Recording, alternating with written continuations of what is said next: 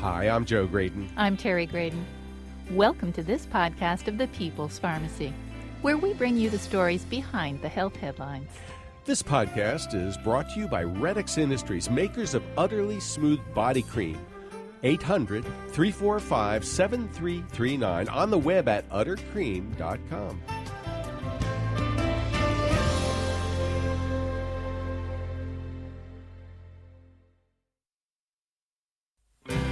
Perhaps you've heard about emotional intelligence, but what do you know about erotic intelligence? Why is it so important?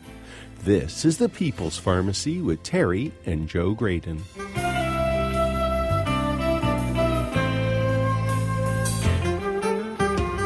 Many loving couples who've been together for a long time report that their sex lives leave a lot to be desired. Why is it that excitement and eroticism so often disappear with domesticity? Esther Perel is a couples and family therapist. She'll share insights from her book, Mating in Captivity, Unlocking Erotic Intelligence. How can we learn to desire what we already have? Coming up on the People's Pharmacy, find out the secrets on how to maintain desire in long-term relationships. First, this news. In the People's Pharmacy health headlines, men don't have to fear taking testosterone if they need it, according to a new study. Experts have worried for years that testosterone therapy might increase the risk for prostate cancer, but an analysis of 250,000 medical records from Sweden shows that men who had been prescribed testosterone for more than a year were no more likely than others to be diagnosed with prostate cancer. In this group of Swedish men, those who had taken testosterone actually appeared to have a 50% lower risk of aggressive prostate cancer. Testosterone used to treat low T has increased dramatically, tripling since 2001 in the U.S. The FDA has cautioned physicians that many of these prescriptions are without merit, but the author of the new study states that physicians should not withhold testosterone therapy for men who have testosterone levels below normal. Recent research suggests that the hormone can improve both mood and sexual performance without increasing the risk for cardiovascular complications. The latest study suggests that prostate cancer may not be a concern either. Proton pump inhibitors, or PPIs, have been extremely popular treatments for acid reflux and indigestion. They were considered among the safest drugs in the pharmacy for years. But recent research has shown that PPI use is linked to kidney problems, dementia, heart disease, fractures, intractable diarrhea, and pneumonia. A new study published in Circulation Research offers a possible explanation for some of these adverse reactions. The authors found that when they exposed the types of cells that line blood vessels to PPIs, the cells become prickly and sticky instead of smooth. They compared normal endothelial cell function to Teflon and PPI-exposed cells to Velcro. This transformation mimics normal cellular aging, but is accelerated under the influence of PPIs. The researchers hypothesized that PPIs lower acidity within the lysosomes in endothelial cells.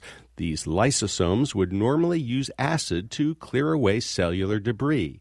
If this theory holds up, it might explain why drugs like esomeprazole, lansoprazole, or omeprazole could have deleterious effects on the heart, the brain, and the kidneys.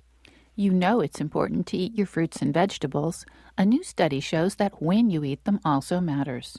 Investigators found that when young women ate about 3 servings of fruit daily during their teen years, they were 25% less likely to develop breast cancer in middle age than those who only ate a serving of fruit every other day or so. The data come from the Nurses' Health Study, too, in which women report their habits, including their eating habits, every few years. Although the study has the strength of 20 years of follow-up, it's not a randomized controlled trial. A study from China suggests that people who consume spicy foods may live longer and healthier lives. The investigators collected information from nearly 500,000 Chinese adults and followed them for over 7 years. The participants provided information about alcohol and tobacco use, physical activity, diet, and medical conditions. People who frequently ate foods with fresh or dried chili peppers, chili oil, or sauce were less likely to die during that time from cancer, heart disease, or respiratory problems. Women who indulged in spicy foods more than 3 days a week were also less likely to die of infection. People who had spicy food nearly every day were 14% less likely to perish during the study than those who rarely ate it.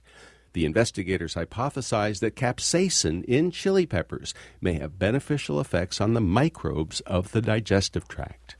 Persistent joint pain sometimes leads people to sign up for a hip or knee replacement.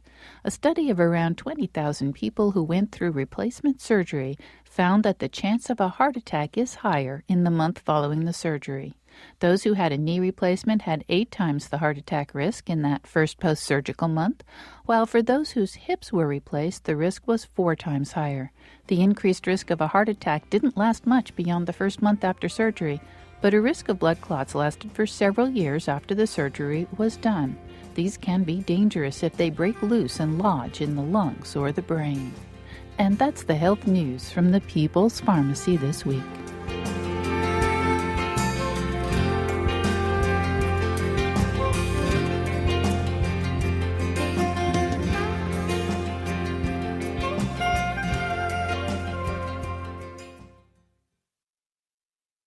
Welcome to the People's Pharmacy. I'm Joe Graydon. And I'm Terry Graydon. We want to start today's show with an advisory. Today's show deals frankly with topics of adult sexuality.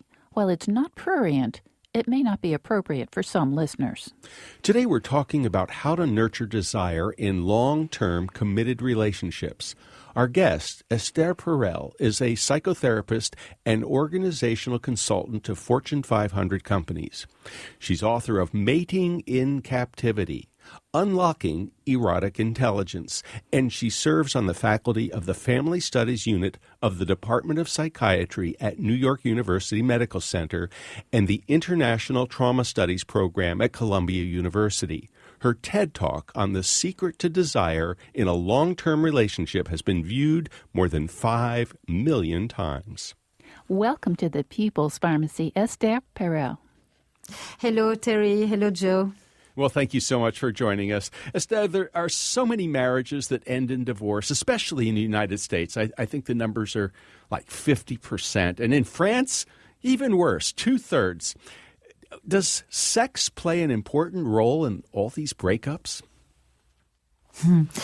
One would say at this point, yes. It's not the leading reason, but certainly infidelity has become one of the primary reasons for divorce in most of the Western countries, I should say. And what probably has changed is that we used to divorce because we were unhappy. We are more and more divorcing because we could be happier. And that's a very different range of motives. I don't think that it's particularly different in France. I'm not French, but I know Paris has a 2/3 divorce rate, not the rest of France.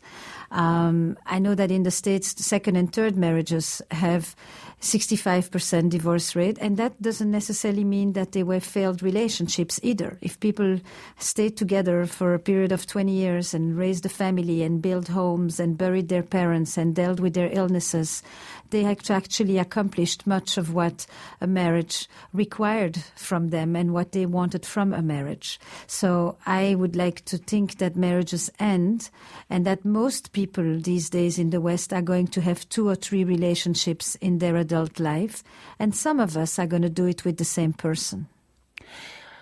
What you've just said suggests that our expectations about relationships have changed. In what ways and what new kinds of pressure are being put on relationships today? Oh, enormous. I mean, for most of history, marriage was a property exchange. It was an economic arrangement in which I got companionship, economic support, family life, and social status. And then we brought love to marriage. And we not only brought love to marriage, but we brought sexuality to marriage, and not sexuality that is about having 10 children and that is particularly based in reproduction, nor sexuality that is the marital duty of women, but a sexuality that is rooted in desire and that is about pleasure and connection. And then we linked marital happiness with sexual satisfaction, which is also a completely new thing. And then we took that word called intimacy, which used to be a description for living life together, dealing with the vicissitudes of the everyday, and we turned it into this beautiful new concept called intimacy.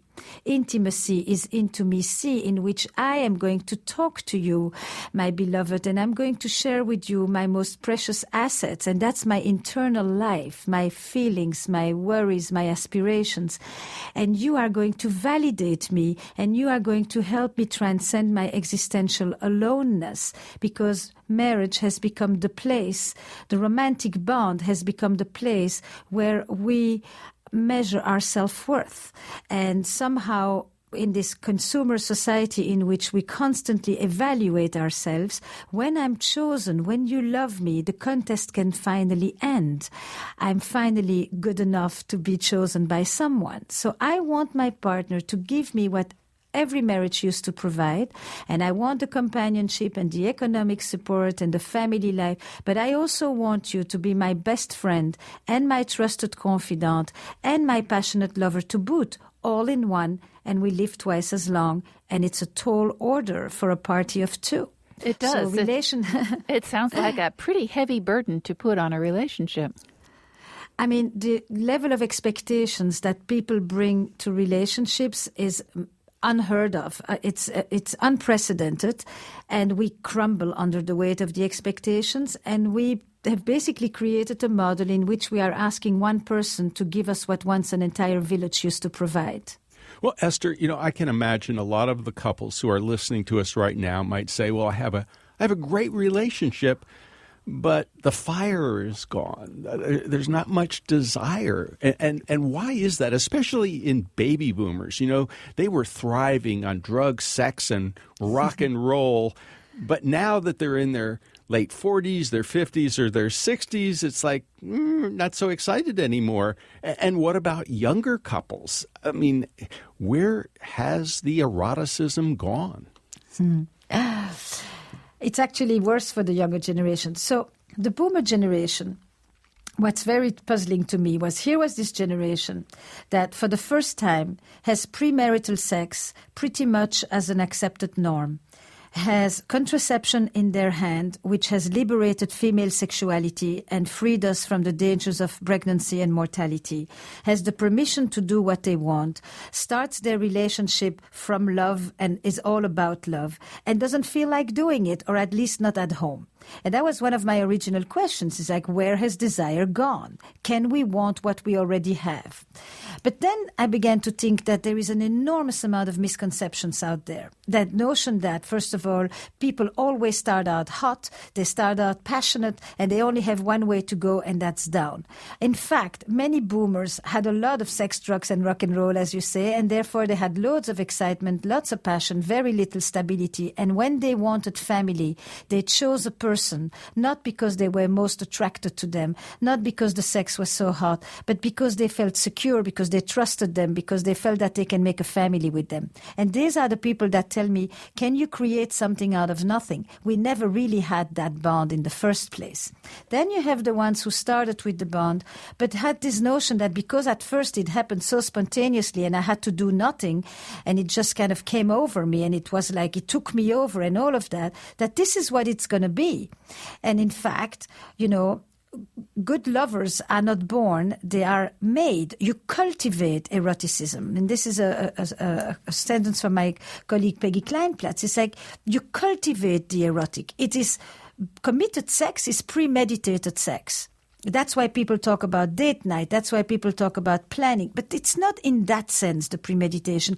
It's more that it takes an active focus, intention to continue to see your partner in an eroticized way, to not just see them as the mother of your kids, to not just see them as your hubby, to not just see them as the checkbook, to not just see them as your partner in this limited management community called my family, to see them sexualized.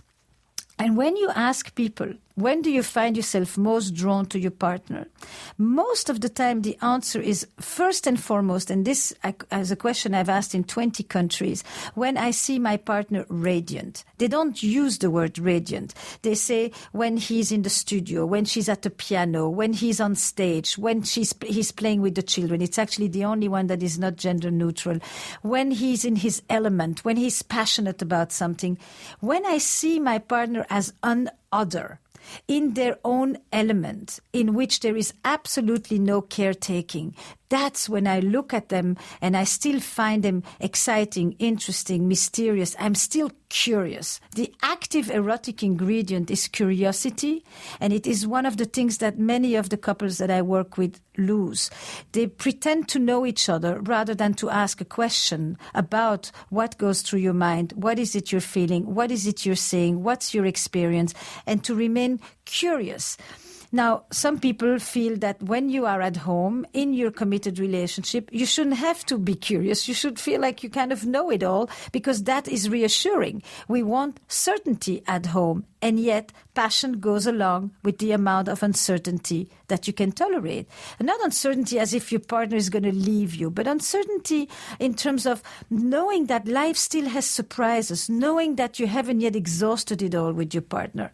So what happens in the sexuality of couples is that it becomes routine, which for some people is perfectly nice and perfectly fine. There is no standard here. I really want to be very clear. And there isn't one sexuality. Things change throughout our life. But many of the couples basically don't want to be sexual with each other, not because they have lost sexual desire altogether, but they have lost desire for the sex that they can have together.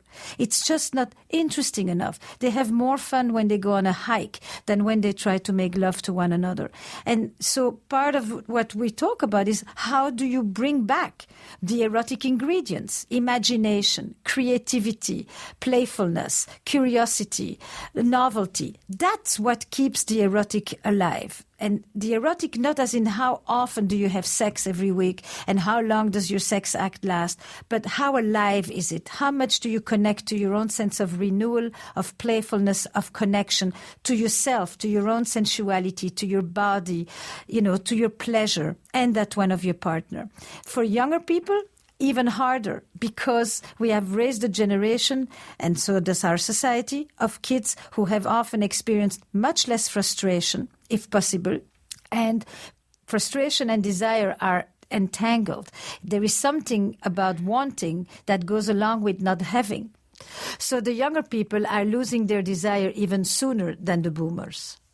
You're listening to Esther Perel, a couples and family therapist with decades of experience. She's on the faculty of the Family Studies Unit of the Department of Psychiatry at New York University Medical Center and the International Trauma Studies Program at Columbia University. Her book is Mating in Captivity, Unlocking Erotic Intelligence. Her TED Talk about the secret to desire in a long-term relationship has been viewed more than 5 million times. We need to take a short break. When we come back, we'll find out why even young people are having difficulties with the erotic aspects of their relationships. What's the role and importance of fantasies? How can couples balance the predictable and the novel to keep their relationships strong?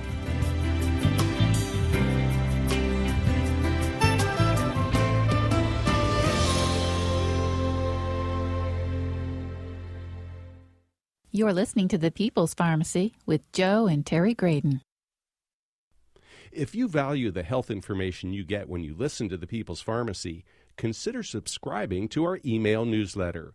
You'll get the latest health news and information on upcoming podcasts delivered to your inbox twice a week. Look for the link at peoplespharmacy.com.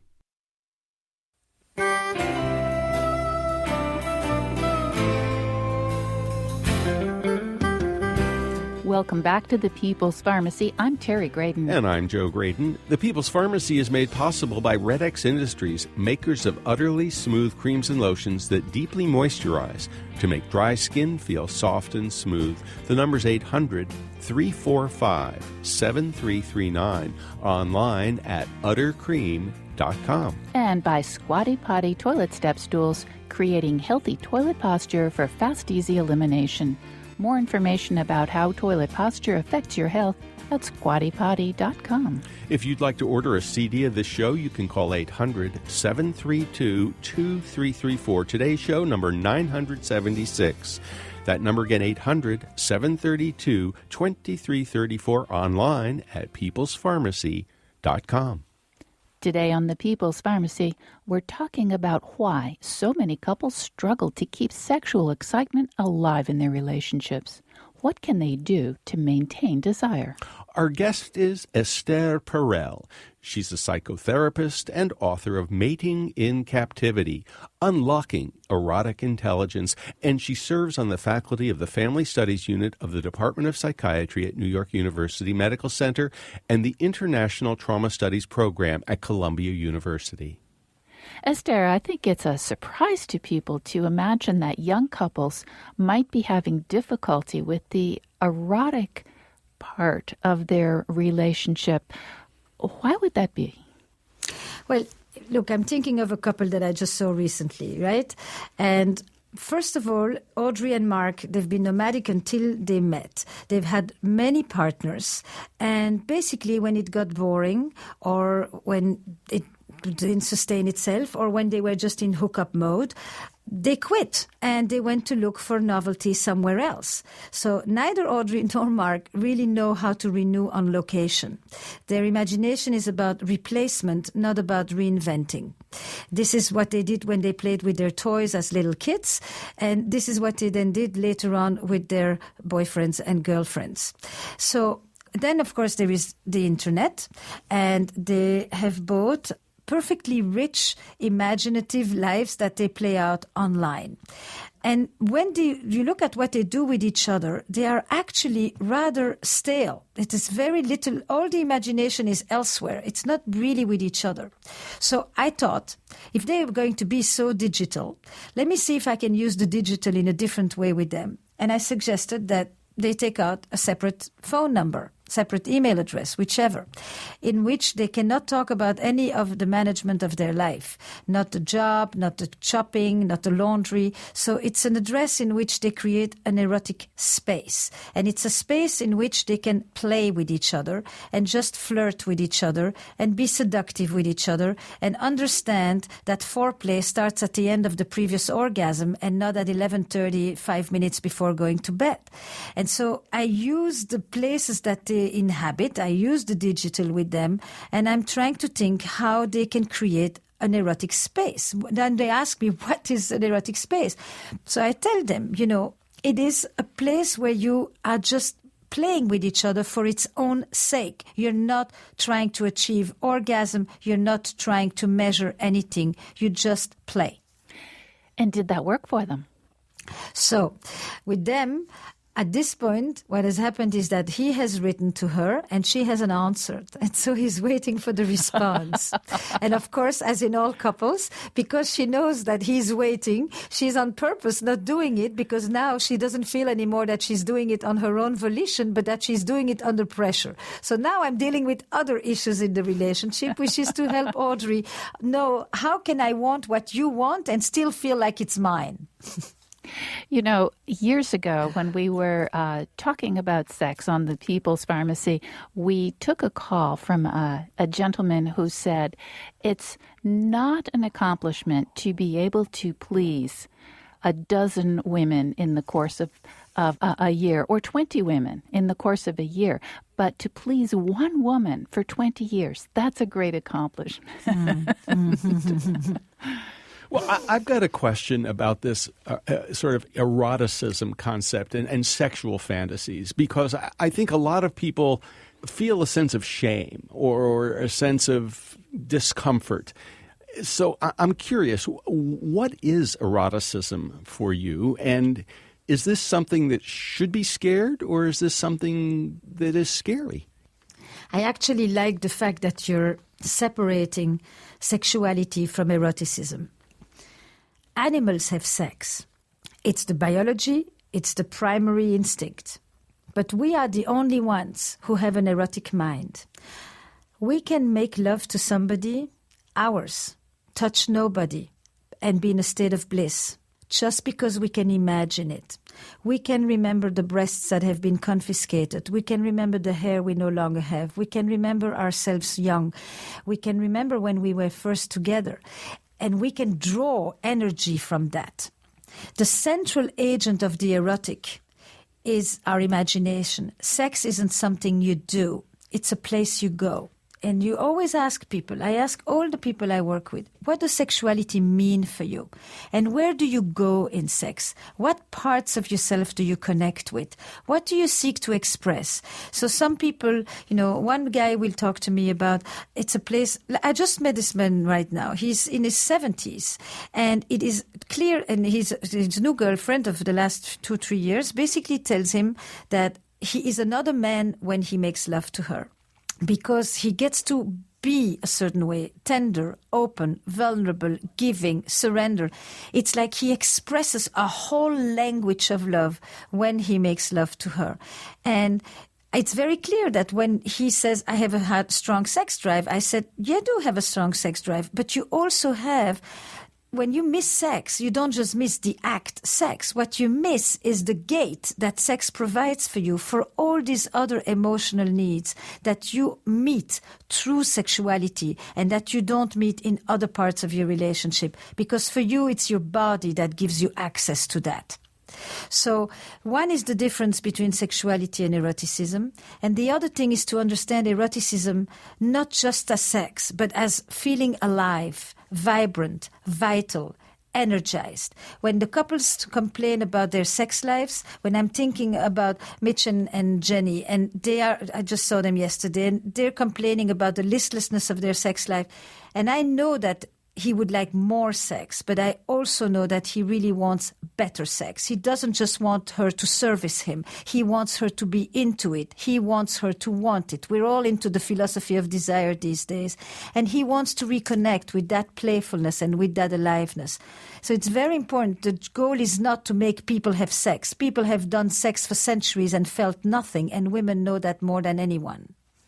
Well, I'm kind of curious about transparency, because we've been talking about eroticism, we've been talking a little bit about sexual fantasies, but there's a difficult communication barrier here. And, on the one hand, people are supposed to communicate about sex, but on the other hand, that's a little scary. And I'm wondering your thoughts about transparency when it comes to fantasy.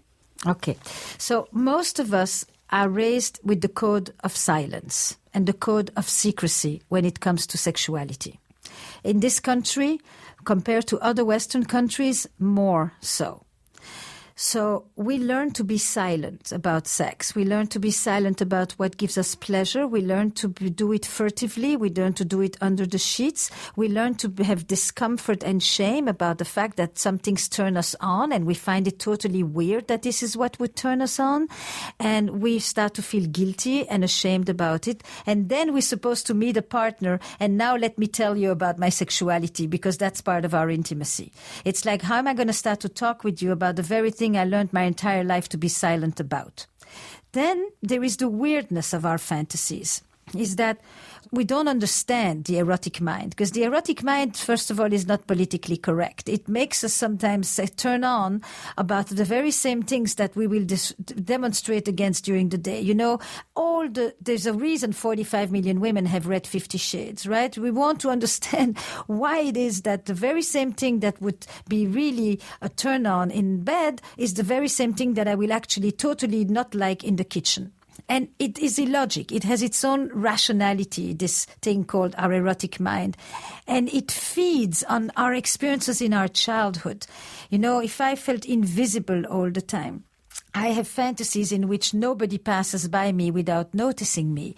If I felt timid in my childhood, I have fantasies where I can be really strong and nobody refuses me. If I felt thwarted, and I think of names for each one that I'm telling here, and I just always imagined I would be rejected. In my fantasies, I'm never rejected. How much we should talk about it with our partner is very tricky, because if I think that what excites me disgusts you, I typically will know very quickly to drive it underground. So it's a dance, this how much to reveal, how much does revealing actually bring us closer, how much is it better for me to keep my own secret garden because it kind of loses its magic when I share it, and how much we want to enact them versus just tell them to each other. But there is tremendous intimacy in sharing our fantasies. I'm thinking of a woman who always felt very invisible and felt that she could be totally overlooked, and also always felt that if she received something, the next minute she had to give it back. Like she always thought, I've received enough, I don't deserve much of anything. And that she had a whole set of fantasies about how somebody else would basically dictate to her. And by putting the other person in charge, the other person got to tell her how much she needs to get, and she never could say, stop, I've gotten enough. It totally took care of her lack of sense of entitlement. That's a fantasy I told her she really needed to tell Tom.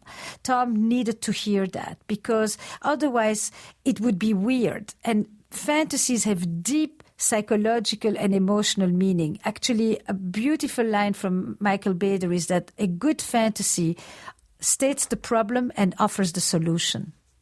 Oh, that is a great idea to think about. States the problem and offers the solution. And yet you say we don't always need to share our fantasies with our partners. No, I think that sometimes it's private. It's your own secret garden up there. It's your own freedom. Your erotic mind is really a space that belongs completely to you. And sometimes people really find it very deep and intimate to enter that space of the other person. What do you dream of? What do you think? What do you enjoy? But if we don't talk much about what we do sexually, you may be sure that we talk even less about what we are thinking about while we're doing it. And I will say one thing about fantasy that I do think really matters. Because fantasies is not just scripts and stories and toys and accoutrements. It's just about anything that turns you on. It's anything that is eroticizing the sex, the time of the day, the weather, the color of the sky.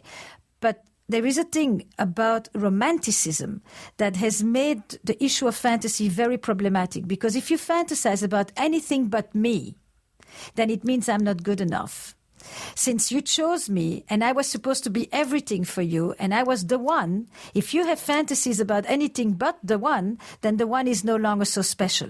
And that creates an enormous amount of problems. We have fantasies about all kinds of people and all kinds of situations that are not the one we live in. And it's normal. That's what we need to realize. You also have a wonderful title on one of your book chapters. Sex is dirty. Save it for someone you love. And then you say, when Puritanism and hedonism collide. And it seems to me that part of what you're talking about here is exactly that issue. Well, I think that one of the messages, especially in the United States, is that sex is the risk factor. And therefore, you want to abstain from that risk factor, rather than maybe a more European perspective that sex is natural, being irresponsible is the risk factor. And therefore, we have campaigns, we have public health policies for adolescent sexuality, we have comprehensive sex education, and lots of things that flow from there. If most of what you experience and most of what we learn about sex is about the dangers, the dysfunctions, the diseases, and the contaminations, and very little about the connection and the relatedness and a model of sexual health that is integrated as part of our overall health, we actually are creating many, many problems. Well, as you describe, our failure really to offer our younger generation the models that would be healthy, that would offer them an idea of what it can be to integrate sexuality into our lives. And of course, a life without a healthy sexuality is not going to be that great for most people. Perhaps you could tell us a little bit about a young woman you met, kind of Generation Y. She had spent a fair amount of time hooking up, and she really didn't seem to have a sense of how she would make sex work if it had to be the same partner day after day. God, it's like, there's something very sad in this, right? I mean, Ratou is, first of all, the kind of woman who often, as many young women, and certainly Y and millennials following, feel much more safe and trusting of their degrees and their MBAs than they are of men and of relationships, or other women for that matter. So relationships have really lost the sense of permanence to begin with. And you prepare yourself to be able to stand on your own 2 feet alone. And so it's not just sexually that she doesn't know how to stay with the same person. It's also that she enters the relationship all the time afraid that she's going to lose her hard-won independence and her hard-won sense of emancipation. Ratou is often the daughter of people who either may have divorced or were disillusioned, and she wants to find a way to have a committed relationship that also respects personal fulfillment and personal growth. And so Ratou may be, it's not always, but she may be the woman who will say monogamy needs to be negotiated. Monogamy cannot just be assumed. And monogamy, as Tammy Nelson says, is a continuum. It's not just an open or closed. And Ratou needs to basically stop thinking about sex as a production factory, but more as art. And then you talk with Ratou and you say to her, so tell me, what are some of the things that you really like in life? Okay, you tell me you like the movies. Do you, but then she says, but it's always another movie. I say, okay, let's not go. Are there dishes that you particularly enjoy eating each time? And they always give you that pleasure again. It is the pleasure of comfort, the pleasure of familiarity. And then there probably are times when you want to taste something completely new. Do you understand, Ratou, that in your life and in all of our life, we want both. We want the predictable and we want the novel. We want the secure and we want the adventure. And if you only are on one side, you miss a real chunk of your life. And if you are on the other side, you also miss a chunk. Then you ask Ratou, talk to me about your body. Because Ratou may be a girl that was promiscuous, but it doesn't mean that she experienced sexual satisfaction. Youth doesn't provide necessarily the satisfaction. Actually, maturity and self-acceptance does. So Ratou, you begin to debunk between how active she has been and how it hasn't always felt so good. And that's where I start. And I would say this is true for Ratou, and this is true for John, to kind of put the gender spectrum on this. This is not a girl's problem. This is boys and girls, men and women, straight and gay. You're listening to Esther Perel, a couples and family therapist with decades of experience. She's on the faculty of the Family Studies Unit of the Department of Psychiatry at New York University Medical Center. Her book is Mating in Captivity, Unlocking Erotic Intelligence. After the break, we'll find out how to rekindle passion. What can couples do to regain that flame? Not uncommonly, there's an imbalance in desire between partners. How can couples overcome this problem? How can couples create and cultivate sustainable desire?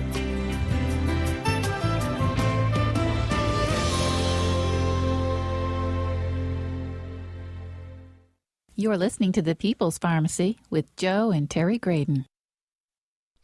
If you're enjoying this People's Pharmacy podcast, why not head over to our website? Well, you'll find a wealth of information on medications, conditions, home remedies, and ways to keep yourself healthy.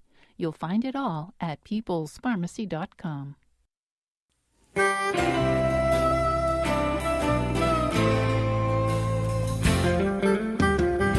Welcome back to the People's Pharmacy. I'm Joe Graydon. And I'm Terry Graydon. The People's Pharmacy is brought to you in part by Squatty Potty Toilet Step Stools, creating healthy toilet posture for fast, easy elimination.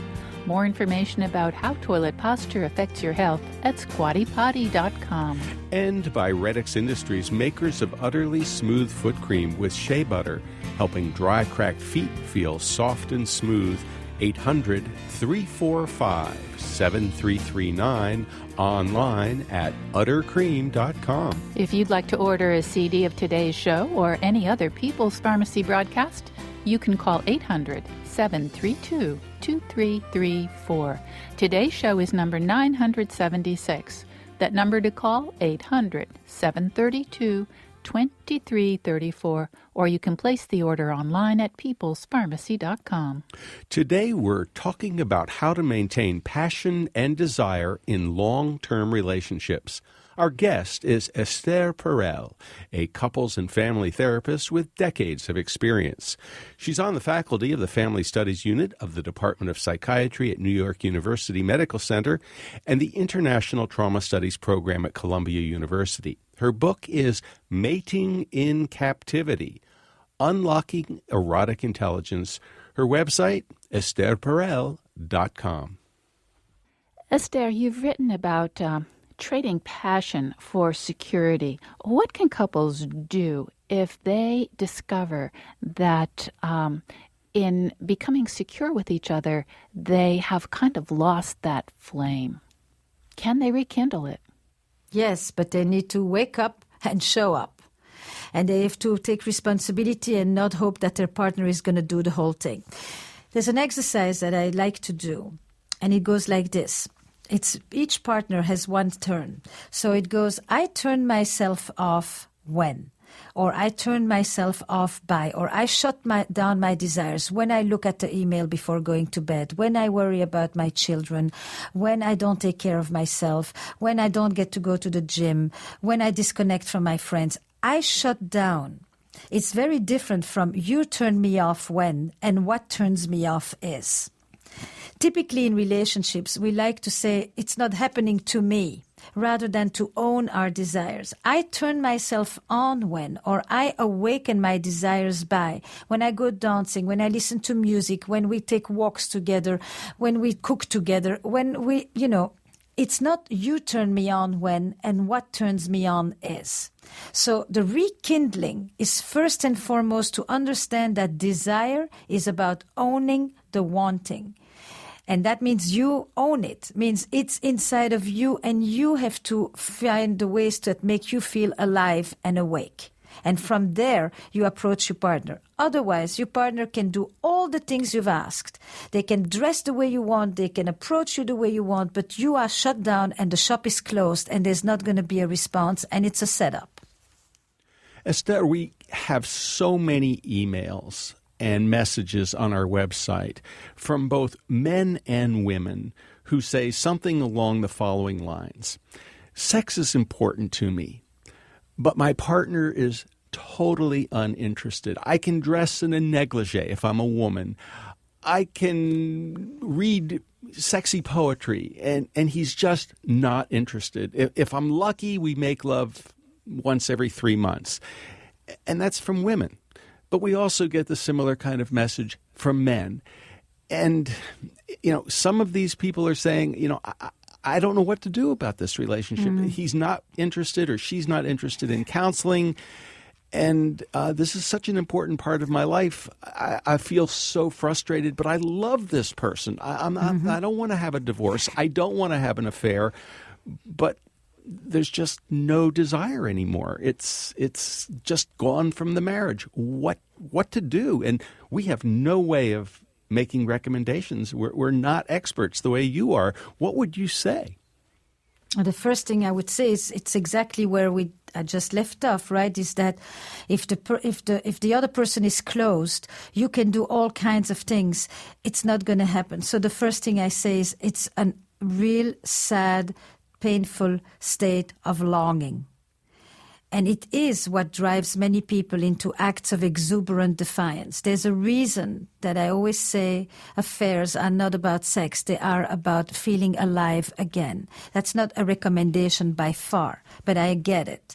And what I say to your partner is there is something about that withholding that is a little bit of an act of intimate terrorism. It's like you don't feel like it anymore, and your partner is not allowed to go and have any of it elsewhere, and they don't want to because they feel that the price is too heavy. And you basically just say, I could live without it for the rest of my life. Deal with it. And typically, it is becoming one of the prime reasons why people will divorce. They may wait a few years until they finish raising their children, but at some point they will say, is this it? Is there more in life? I don't want to live like that for the next 25 years. And I understand that. The best thing you can try to do is have a starting conversation with your partner that says, I miss you. Not just sex. I miss that connection. I miss you looking at me this way. Do you miss it? Where has it gone for you? What has happened? Is it unemployment? Is it work? Is it illness? Is it just lack of attraction? Where are we? And how do you think we should deal with that? And to really bring it into the open as a conversation. Typically, that's not what happens. You know, one person is going to go to bed and the other one is going to wait for the first time to be asleep before they join them so that they don't have to deal with it. All these little games that people will do in order to avoid. And then, of course, if there is an affair, then the person is going to feel betrayed and is going to feel all kinds of very upsetting feelings without realizing that the level of rejection that accumulated over the years. The next thing is, in the meantime, take care of yourself, please yourself. Do have your own autoerotic life. Allow yourself to not let that part inside of you die, because it's a vital part of us and nobody has the right to actually stifle it or kill it. Now, you mentioned infidelity. This is certainly something that does tend to happen once couples have stopped being excited about each other. What does it do to a relationship, and is there any way for a couple to recover from infidelity? Well, some couples have affairs in which it minds itself in the lack of sexuality and lack of sexual relation and basic lack of interest that exists in the relationship. But other people experience other relationships and they remain connected to their partner. So you have both and. I think we typically want to see that affairs take place because there was something missing in the relationship. And that is true, but not always the case. The same way that it's true that couples who don't have sex don't get along sometimes and are at war with each other, but there are also plenty loving, open, communicative couples who are sexless. So it's a little more nuanced than that. Yes, I do believe that affairs are often a powerful alarm system. And sometimes the alarm system is there to regenerate and wake up the relationship. And sometimes it's the fatal death knell. It can go in both directions. But it isn't by definition something that has to end the marriage or the relationship. It also can be something that says time to really pay attention to something that was missing here or missing in my life. The problem around most of the advice around infidelity today is that there is only one. It's leave. Everything is about leaving. If you want to cheat, leave. If you've been cheated upon, leave. If you're unhappy, leave. There's very little about sustainability, which everybody is applying to the environment. So why not apply it to marital ecology? Esther, you know, when people talk about a problem with sex, they usually say, well, it's a problem of communication. It's a problem of relationship. But you don't believe that. Why not? It sometimes is, but it's not, because my focus became those people who would come in and say, we love each other very much, we have no sex. I know my partner loves me dearly, and it's been years since I felt wanted. And they understood the difference. Those were open, loving, caring couples who had difficulties around their sexuality, either lackluster, either inexistent. And that became much more intriguing to me. I think that we carry trauma. We carry stories inside our body that make it very hard for some of us to allow ourselves to be touched, to be pleased, to open up, to be given, to trust, and all of that. We have stories of shame that you've talked about around what I like around sexuality itself, about what it means to be a good girl and to like sex, about what it means to be a decent man and to like sex, and all of the things about what we have internalized about the sex is dirty business. We carry inside of us inhibitions. We carry inside of us the fact that I don't believe I'm lovable enough, or I'm attractive enough, or I like my body, or you would like my body. Ask every woman before she makes love to in this case a man, I would say, but also a woman, if she would make love to herself. If she doesn't like her own sexuality and her own body, it is very unlikely that she will be open to the advances of someone else. So there are a lot of aspects around sexuality that have to do with age, that have to do with side effects of medication, that have to do with illness. It intersects with so many parts of us that have nothing to do with the relationship per se. When it comes to relationship, what is more interesting for me at this moment is this. We know that the desire of men, because my focus has been desire and not function and illness and dysfunction, organic issues. It's really this piece for me. The desire of men goes down gradually in a relationship. The desire of the woman often goes on in a peak.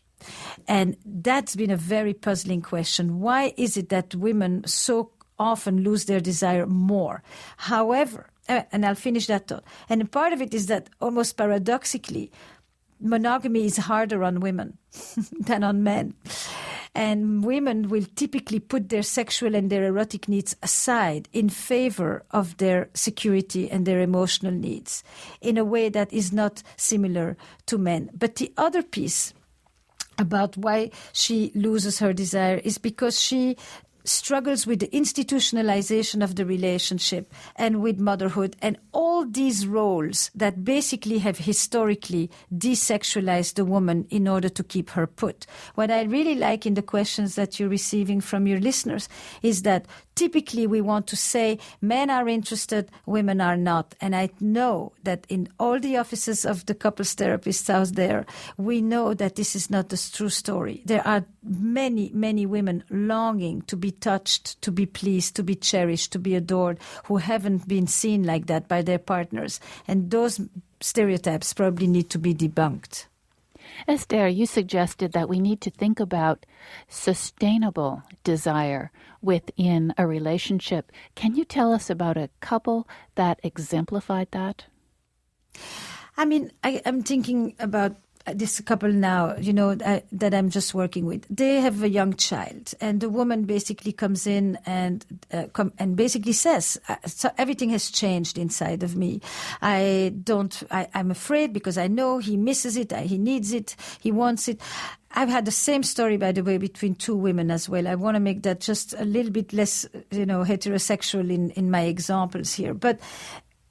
And what I began to look at with her is that there was this very interesting moment. She describes the whole day with the baby and the licking and the nibbling and the tickling and the adoring gaze and the whole thing. And I'm just thinking, you keep telling me that at the end of the day you have nothing left to give. And I'm thinking that at the end of the day there is nothing more you need. You've been lavished sensually, not sexually, but you've been completely, of course at this point you just want to kind of be left on your own. But here's the thing, the skin of your baby is always going to be softer than the skin of an adult person, So you need to really make that choice. When the other one approaches you, instead of thinking, how can you think about this right now? You really need to say thank you. Thank you for not letting me forget about that part of me. I wasn't thinking about it. I'm not even in the mood, but I'm so glad that you're reminding me. And let me see where it's going to take me. Some of us start sexually because we are turned on and aroused. And some of us start because we are in desire mode, but we're not yet physiologically turned on. We're not feeling any tingling, any lubrication, but the idea fancies us. And some of us start because we are willing, open, curious to see where this is going to take me. I wasn't there, but I'm responsive to you. And when your partner approaches you, I said to her, instead of just saying, don't you see, or how can you think about this, or I've got so much, thank him for not letting that part of you die. That is a part of sustainability. Esther, why did you write Mating in Captivity, Unlocking Erotic Intelligence? What is your goal, and what would you like to see evolve from this? Oh, thank you for asking me this. But of course, why I wrote Mating originally has morphed many, many times into what I feel today. When I started, I had never written a book. I just was very interested in the aftermath of the Clinton scandal, as to why the United States was so tolerant about divorce and so intransigent about transgressions or infidelities, when the rest of the world that was more family-oriented had always opted the other way around, courtesy of women, of course. And I was very curious about why it was that this thing, hedonism and Puritanism, colliding to such an extent here, and the kind of policies around sexuality, the national debates around sexuality, the lack of sexual education for my sons, all of that was part of it. And I wanted to make sexuality an integrated conversation of the cultural discourse. That was really one of the first things, so that sex wouldn't just be treated as either smut or sanctimony, which is the way it's mostly addressed. And then I wanted to introduce a more nuanced and a more multicultural and a more non-judgmental view of relationships today, and particularly of the dilemmas of desire within modern love. And that has been an amazing platform that has been given to me to speak that, to be invited in all these different spaces, and to bring relationships out of what is called typically a woman's department and soft, to make it something that is really hardcore, and that is the driving force behind it, and that the quality of your life depends on the quality of your relationships. We want to thank you very much for writing this fascinating book and for talking with us today. My pleasure. Thank you. You've been listening to Esther Perel, a psychotherapist and organizational consultant to Fortune 500 companies. She's author of Mating in Captivity, Unlocking Erotic Intelligence. She serves on the faculty of the Family Studies Unit of the Department of Psychiatry at New York University Medical Center and the International Trauma Studies Program at Columbia University. Her TED Talk about the secret to desire in a long-term relationship has been viewed more than 5 million times. Her website is estherperel.com. We have a link to it from peoplespharmacy.com. Lynn Siegel produced today's show. Al Wodarski engineers the program. Dave Graydon edits our interviews. The People's Pharmacy is produced at the studios of North Carolina Public Radio, WUNC. The People's Pharmacy theme music is by B.J. Liederman. The People's Pharmacy is made possible in part by Red X Industries, makers of Utterly Smooth Extra Care 20 Cream with 20% urea for extra skin protection. The number 800-345-7339. Online at uttercream.com. To order a CD of today's show or any People's Pharmacy broadcast, you can call 800-732-2334. Today's show, number 976. That number again, 800-732-2334. Online at peoplespharmacy.com. When you visit the site, feel free to check out prescription drugs, herbal medicines, and home remedies. Share your own experience and let us know your thoughts on today's show. You can also sign up for a free online newsletter or the free podcast of the show. You'll never miss another People's Pharmacy program again. You can also share it with a friend, all there at peoplespharmacy.com. In Durham, North Carolina, I'm Joe Graydon. And I'm Terry Graydon. Thanks for listening, and please join us again next week.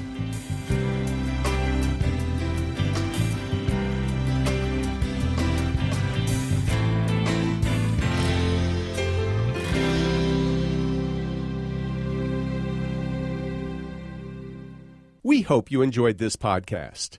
If so, please consider taking a minute to write a review on iTunes. And thanks for listening to the People's Pharmacy.